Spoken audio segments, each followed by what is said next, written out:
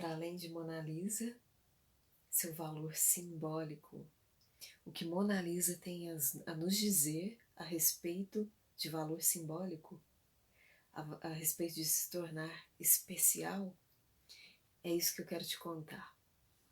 Vou te contar não só sobre a parte técnica de Mona Lisa, mas também sobre algo que o autor deste livro, O Roubo da Mona Lisa, um psicanalista, Darian Lieder, ele diz. Ele faz um estudo aqui, né, psicanalítico com um viés freudiano e lacaniano, a partir da superexposição do olhar e também do mistério, o desejo de olhar o outro, a partir da arte. E ele usa como base a obra de Leonardo da Vinci, Mona Lisa. Bom, para fazer uma leitura com você, né, uma leitura de obra, está aqui, todo mundo conhece, a famosa, o símbolo de arte Mona Lisa. Por que ela é tão especial? Um dos motivos é a técnica do esfumato que Leonardo da Vinci desenvolveu. Anterior a ele, as pinturas eram mais rígidas e, na Idade Média, muito rígidas, sem preocupação com perspectiva, com profundidade, com a questão da verossimilhança. Entra o Renascimento e ele se preocupa em retornar lá para a arte clássica, aquela busca, né, da arte greco-romana pela idealização. Então, os artistas deste período, inclusive Leonardo da Vinci, eles buscam retomar essas características lá da antiguidade, né, da pintura idealizada e do belo. Então, ele desenvolve essa técnica, o esfumato, que é fazer a transição do claro para o escuro, de uma maneira como se fosse um degradê, algo suave, que você observa, por exemplo, nos cantos dos olhos da Mona Lisa, nos cantos da boca, existe uma suave transição dos tons de pele. Então, Leonardo da Vinci, ele desenvolve a técnica do esfumato, do chiaro escuro. Outro ponto interessante da pintura, que, né, os especialistas e também quem não é, admira muito, é a questão do olhar. Esse olhar dela de canto, um olhar assim a 15 graus, né, mais ou menos. Isso não era comum para a época. Então, é algo também que diferencia essa pintura. O semi-sorriso, né, digamos assim, a postura, né, o perfil desse sorriso também não era algo comum, assim como a posição das mãos. Não era uma pose clássica para uma fotografia na época. E bom, a Mona Lisa, ela traz as características da beleza da mulher para aquele período. Outra questão também bastante interessante é que dizem que ela pode ser um autorretrato de Leonardo da Vinci. Porém, existe um texto dentro deste livro que eu achei bastante interessante, né, que foi de uma pesquisa. Eu vou ler para você compreender o que Leonardo pensava a respeito disso, de colocar características dos pintores, né, eles colocarem características dentro da própria pintura. Ele diz: em seu estudo sobre Freud e Leonardo, Bradley Collins sublinha que esse reflexo narcisista é explicitamente contraindicado pelo próprio artista, pelo próprio Leonardo. Falando sobre o maior defeito em pintura, Leonardo critica aqueles que em todas as suas figuras parecem ter se retratado a si próprios do natural, e podem ser nelas reconhecidas as atitudes e maneiras de seus autores. Também encontramos isso, continua ele, em tantos homens que se enamoram de mulheres que se parecem com eles. Numa palavra, essa teoria do narcisismo é entendida por Leonardo mais como um perigo a ser evitado do que como um modelo a ser prescrito. Ou seja, se a gente considera isso aqui, não pode ser então a possibilidade de um autorretrato de Leonardo da Vinci. Outro ponto intrigante da pintura é o fundo da paisagem. Ele é desnivelado, né? Aqui o lado direito ele é mais alto em relação ao lado esquerdo. Se você olha a Mona Lisa dessa perspectiva aqui, ela parece maior. Se você olha da perspectiva que a paisagem está mais rebaixada, né, tem a sensação de maior profundidade, ela parece mais altiva, parece saltar mais da tela. Então, Leonardo da Vinci teria feito isso de propósito? Será que foi ele quem fez esse fundo, essa paisagem, ou um dos seus assistentes? Existem muitas especulações a respeito dessa obra.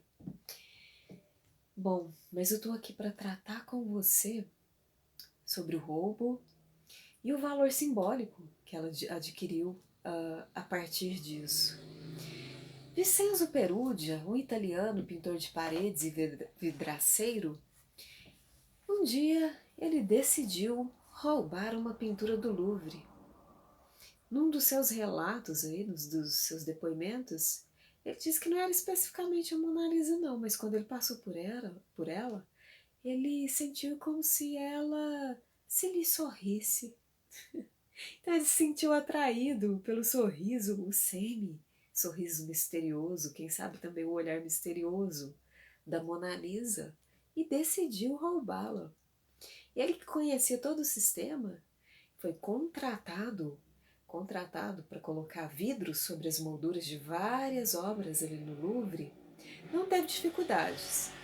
Ele desparafusou, tirou a madeira, a Mona Lisa é pintada, óleo sobre madeira, abandonou a moldura próximo de uma escada e foi embora. 2 anos mais tarde, um detalhe, ela só descobriram o roubo um dia depois. 24 horas depois, deram falta da Mona Lisa. Quando divulgaram, multidões afluíram para o museu, acreditem, para fruir o vazio. As pessoas, inclusive pessoas que nunca haviam visitado o Louvre antes, entravam no museu e não se preocupavam em observar outras obras. Elas queriam apenas observar o vazio que a Mona Lisa deixou. Isso já elevou o status dela para símbolo. Mas mais ainda, quando ela passou a ser reproduzida de forma indiscriminada, cartões postais, souvenirs, isso elevou muito, a tornou ainda mais especial. Mona Lisa, ela não só é especial pela técnica, a mestria de Leonardo da Vinci, mas também por conta dos resultados do roubo, da sua ausência, do vazio que ela causou. Aí Vincenzo Perugia contatou 2 anos depois um antiquário florentino chamado Alfredo Gerri. Ele pediu dinheiro a ele e disse que estava com a Mona Lisa, mas o antiquário denunciou e Perugia foi preso. Aí ele alegou, em mais uma das versões do roubo: bom, Napoleão Bonaparte roubou Mona Lisa da Itália. Eu, como cidadão italiano, estou fazendo o meu papel e a trago de volta para sua nação. Sem considerar que lá o rei Francisco I havia comprado, ele pagou a Leonardo da Vinci pela pintura Mona Lisa. Bom, e aí eu trago uma reflexão. Mona Lisa, ela passa de uma grande pintura para o símbolo da arte. Quero até compartilhar algo com você. Antes da Mona Lisa ser roubada, existiam 2 pinturas consideradas mais importantes, mais cobiçadas que ela, do Rafael Sanzio. A Fornarina e a Madonna Sistina. Eu vou criar um post com essas duas, a imagem dessas duas obras, vou falar sobre elas, depois você vai lá e confere, porque esse espaço aqui é dedicado somente para ela, a Mona Lisa. Então, falando agora em valor simbólico.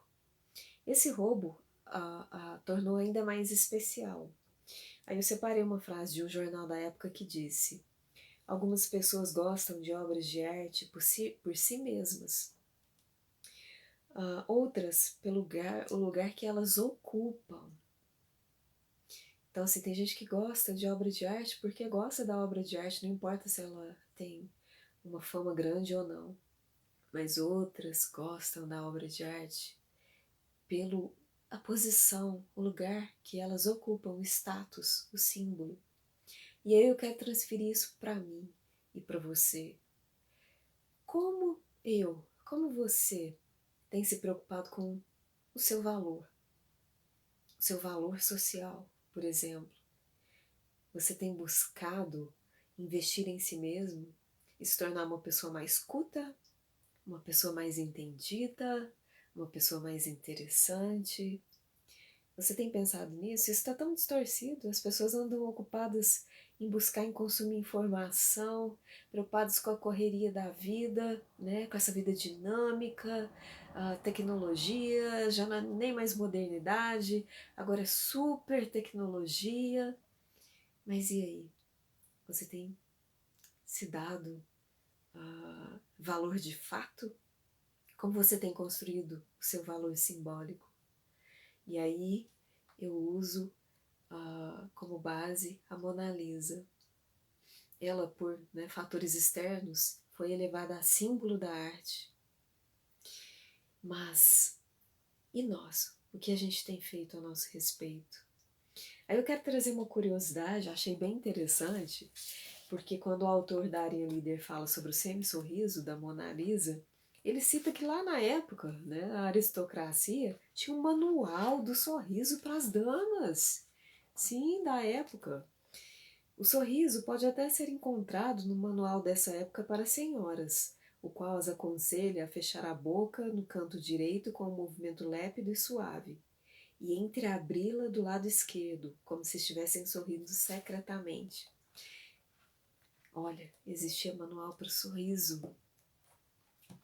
Hoje você tem se preocupado com a sua aparência, com o seu intelecto? Bom, eu estou aqui para te convidar e para te dizer que a arte pode te elevar para um outro status, te tornar uma pessoa mais interessante. Assim como eu conversei com você aqui agora, você pode conversar com outras pessoas a respeito dessas características, dessa história, que eu contei sobre a Mona Lisa. Você pode compartilhar com outras pessoas. E tem muito mais que eu possa te ensinar para que você se torne uma pessoa mais culta, de uma cultura mais elevada. Não essa, que as pessoas estão buscando, estão pensando pela internet, uma cultura rasa, mas uma cultura de verdade, uma cultura erudita. Então, eu te faço esse convite e quero deixar uma frase para sua reflexão.